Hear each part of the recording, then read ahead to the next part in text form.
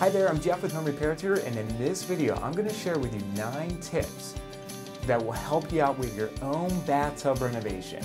So stay tuned, watch this video because these are things that you're going to want to think about whenever you're doing your own kind of DIY project on your bathtub and on if you're going to add tile to that tub surround. So let's get to it. I think you're going to like what I have to say. It'll save you a ton of money and just get your brain thinking about how to do this project. So let's get started.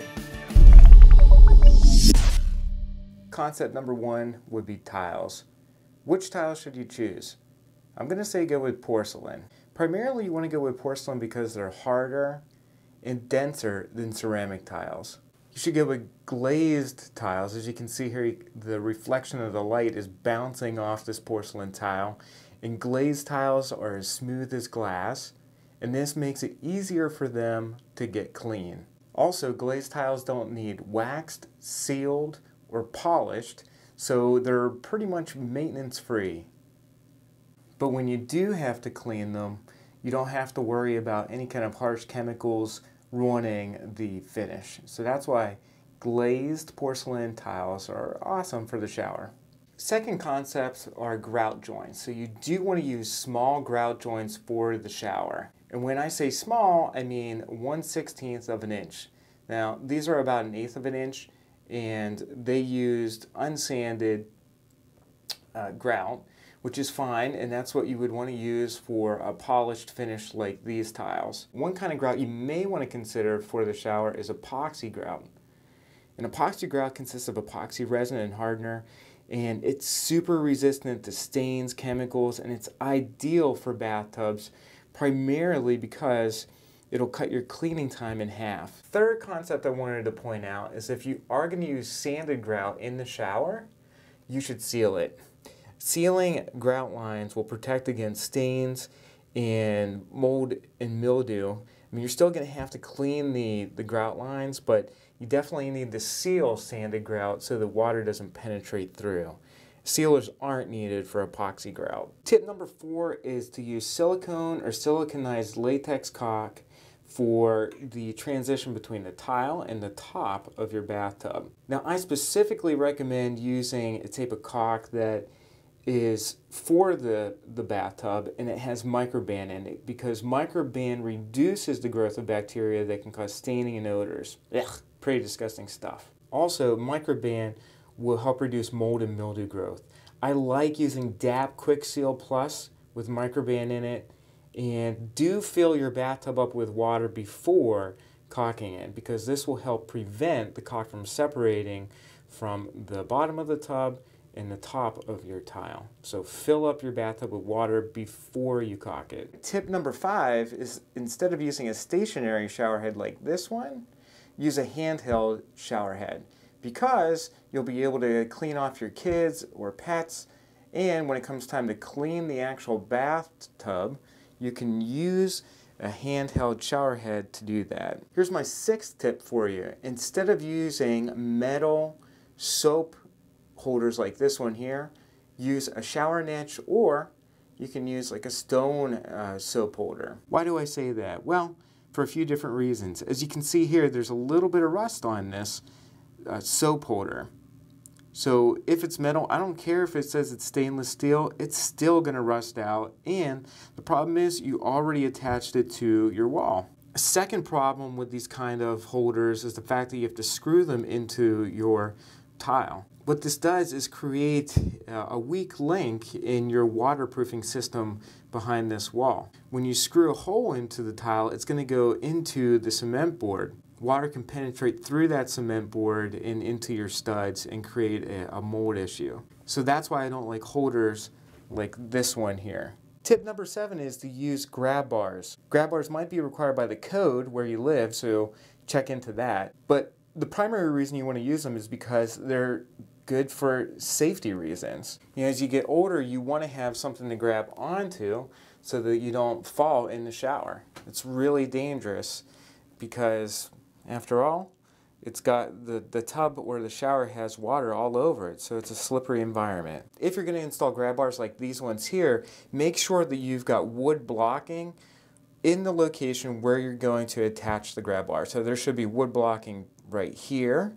So between the studs right here, there should be a wood block, so like a 2x6 or a 2x8 piece of wood.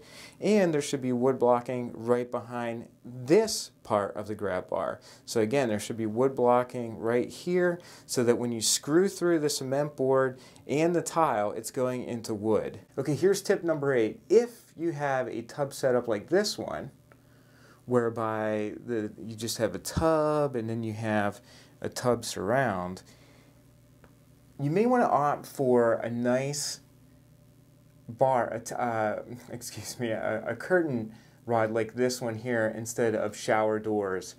At this point, shower doors don't look all that awesome, especially the ones that you can DIY, and a shower rod can be way cooler and more stylish. So you get a shower rod like this one at your local home store for probably, I don't know, $50 to $75. It's chrome. You can get a satin nickel finish one, and they're going to look way cooler than those clunky doors that you can buy for $100, $200. Plus, it's a lot easier to replace a shower curtain versus an old and dated set of shower doors. And that's really important if you're going to sell your house within the next 5 years. And here's my 9th and final tip. When you go to buy fixtures, make sure that they're brand name fixtures. So buy fixtures like Kohler, American Standard, Moen, Delta, so that when your shower head needs to be replaced or needs a part that is broken, or your faucet handle is causing a drip from the tub drain, you can get that for free from these really awesome manufacturers that I just mentioned. All right, here's my first bonus tip. I just thought of this, and it might serve you well. Whenever you go to choose your fixture, I highly recommend using chrome, so polished chrome, or a satin finish. Why is that versus maybe oil rub bronze? Oil rub bronze, if you've got hard water deposits are going to build on top of it like there's no tomorrow. So that's why I recommend these polished surfaces whereby the deposits can be wiped off a little bit easier than the oil rub bronze. So just keep that in mind. If you're dead set on oil rub bronze, no problem, but I just like these chrome fixtures a little bit more because they're easier to clean. Here's my second bonus tip. This is the corner of the bathtub, and you see how this is cracked? What they did here is add grout instead of caulk. So all corners of your bathtub should be caulked instead of grouted, because they will crack like this over time. So I want you to remember that. Don't grout the corners, caulk the corners. And my third and final bonus tip has to do with the diverter or the handle to the faucet. Instead of it being closer to the bathtub spout, like down here, raise it up a little bit. Just make sure you're within code to do that, because there are code requirements for these kinds of things. But overall, it's hard to bend down to turn on the shower in the morning if you're 6'3". So raise up the shower handle if you can. And if you're not going to do this yourself, tell your plumber to do it for you. All right, so those were 9 tips plus 3 bonus tips on a bathtub renovation project. I hope that you liked it. I hope that you gained a lot of knowledge that will help you with your own project. And if you have something that you want to add to the conversation, please do so. I'm sure I missed something, and you probably have a hot tip that you'd like other people to know about. So please do that in the comment section. Remember, if you haven't already done so, you can join me over on YouTube. You can subscribe to my YouTube channel, and you can also sign up for my email newsletter that comes out every single week. You get hot tips and tricks on home repair that'll help save you time, money, and keep you from feeling overwhelmed when you're doing your own DIY stuff around the house.